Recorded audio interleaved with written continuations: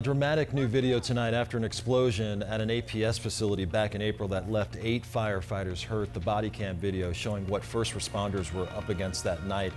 Team 12's Bianca Bono joins us live from the Alert Center tonight. And Bianca, I saw you watching this video. It just captures such raw emotions as those firefighters wonder about their fellow crew members. Yeah, Mike, it sure does. The explosion left 4 Peoria firefighters badly hurt. And this body camera footage shows us the terrifying moments when police showed up to help. Where am I going? Where? You have a firefighter down. Pure panic after an explosion at an APS facility in Surprise. Where's he at? One of the first Surprise police officers to respond, greeted by flames and smoke, getting news of injured firefighters, one who he finds within seconds. I got some medical, okay? I need my guy. The firefighter's face covered in blood, but still he tries to run back into the fire to help. Come on! They're gonna help your guys. Let me get you over here. Come on. As medics treat him, he's hearing other first responders talk about his team.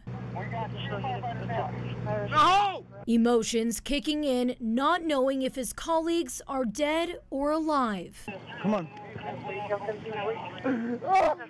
We're going to need another helicopter, so we're not in a hurry. Medics rushing 4 Peoria firefighters to the hospital with broken bones and chemical burns, but all of them surviving. Just walk away, 3 steps, and that's when the explosion happened. Body camera footage also showing an interview with the man who called 911 after seeing unusual smoke coming from the APS facility, which is used to store batteries for solar energy. The explosion happened when the hazmat crews opened the door, but nearly 4 months later, it's still unclear what caused it. I had a bad feeling right before they walked in there. And the good news is we're told after some of those firefighters spent months in the hospital, they are all 4 now at home starting their long road to recovery.